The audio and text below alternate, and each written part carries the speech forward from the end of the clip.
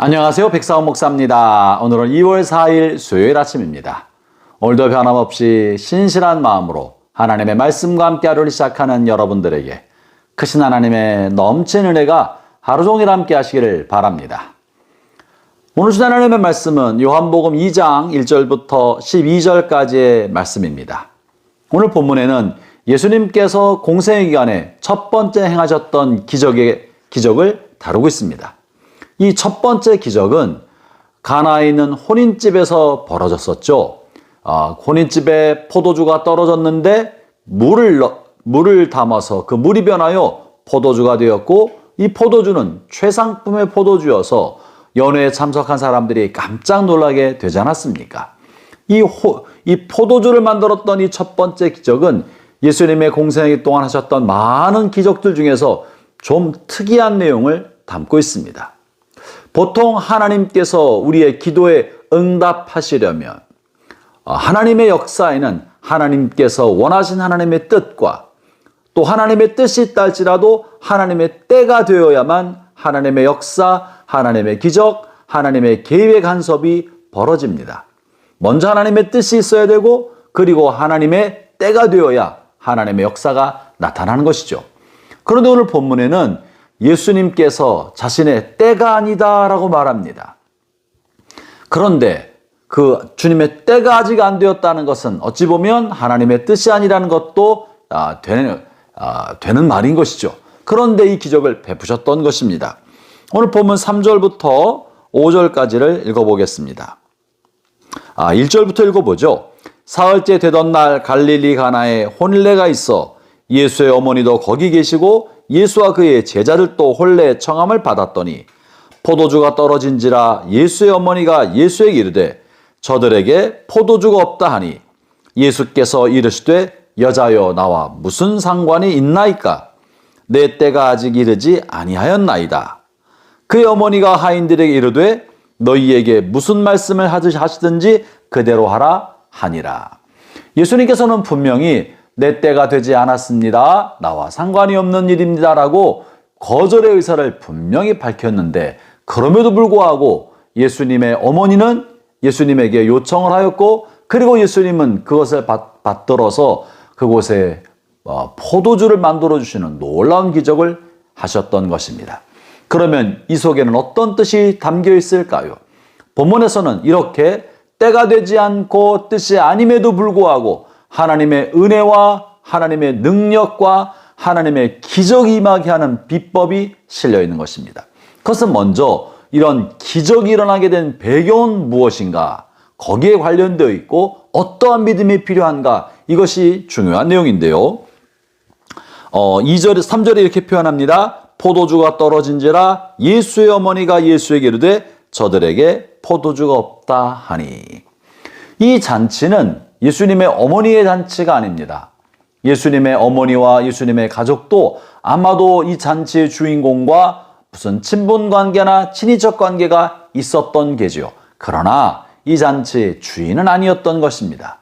그런데 예수님의 어머니는 이 잔치의 주인이 겪을 곤란함과 난처한 상황을 마음에 긍휼히 여기고, 그리고 동정하면서 이것을 돕고자 하는 마음이 있었던 거예요. 좋은 이 혼례잔치에 포도주가 일찍 떨어졌으니 그 찾아온 손님들은 얼마나 마음이 불편하며, 또 잔치를 만든 주인은 얼마나 마음이 고통스럽겠습니까? 이 주인의 마음의 고통과 또 손님들의 이 난처한 이 모든 상황을 헤아리고 예수님의 어머니는 긍휼히 여기는 마음, 불쌍히 여기는 마음, 측은히 여기는 마음이 마음에 가득히 있었던 것입니다. 그래서 어떻게든지 돕고자 하여서 예수님에게 이 잔치집에 포도주가 떨어졌다고 이야기한 것이죠.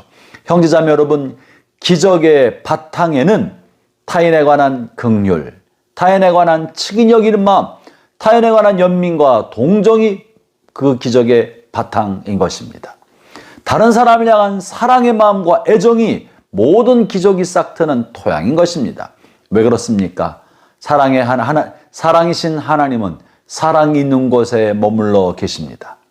사랑이 있는 곳에 하나님의 능력도 머무는 것입니다. 그렇기 때문에 예수님의 어머니가 이 잔치집의 주인을 향한 애정과 사랑, 측은히 여기는 마음이 마음에 깊게 일어나고 돕고자 하는 마음이 일어나서 예수님에게 요청하게 되었을 때 이 애정과 측은히 여기는 마음이야말로 하나님의 능력이 머무는 자리가 되었던 거죠. 그런데 문제는 예수님의 때가 안 됐다고 말했던 것입니다. 내 때가 아직 이르지 않았습니다. 그런데 여기 중요한 것은 하나님의 때가 아직 안 됐다고 하고 있음에도 불구하고 예수님의 어머니는 무언가 하실 것을 믿고 기대했습니다. 하나님의 마음 그리고 예수님의 마음을 헤아리고 있었던 것이죠. 이곳을 나뿐만 아니라 예수님도 불쌍히 여길 것이다, 측은하게 여길 것이다. 그가 이 측은히 여긴 것을 안다면 무언가 할 것에 대한 믿음이 있었던 것입니다.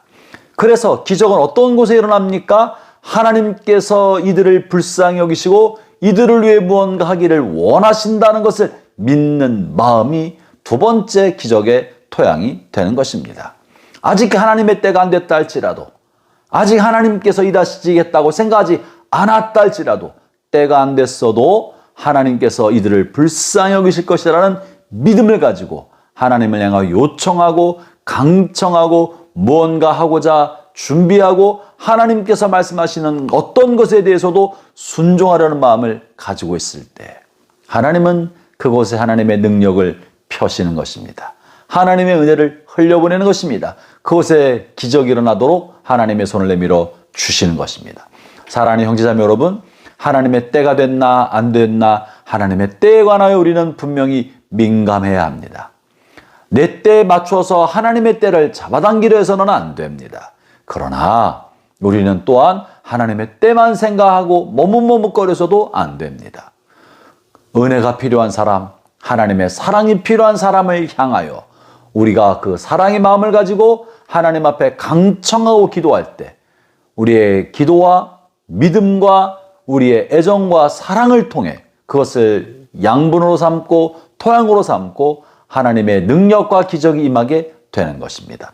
오늘 이 본문의 말씀은 이처럼 아직 때가 안 되었으나 사랑과 연민의 마음과 또 하나님께서 하실 것이라는 믿음으로 기도할 때 아직 때가 되지 않았던 은혜가 가불되어서 그곳에 역사하는 놀라운 일이 벌어지게 된 것입니다.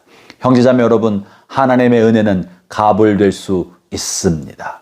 우리가 애정과 사랑을 가지고 믿음으로 간구할 때 하나님의 은혜는 가불될 수 있습니다. 하나님의 은혜가 여러분과 함께 하시기를 바랍니다.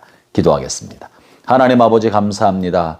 때가 되지 않았음에도 불구하고 우리를 향한 하나님의 사랑과 하나님의 은혜가 하나님의 때를 앞당겨 연약하고 어렵고 난처한 상황에 빠진 사람들을 돕고 그들의 필요를 채워주셨던 것을 보았습니다. 오늘 이 아침 말씀으로 묵상하며 하나님의 은혜를 간구하고 사모하는 모든 이들에게 주님 부요하시고 자비로우셔서 그들의 필요를 채워주시되 속히 채워 주시옵소서. 예수님 이름으로 기도합니다. 아멘.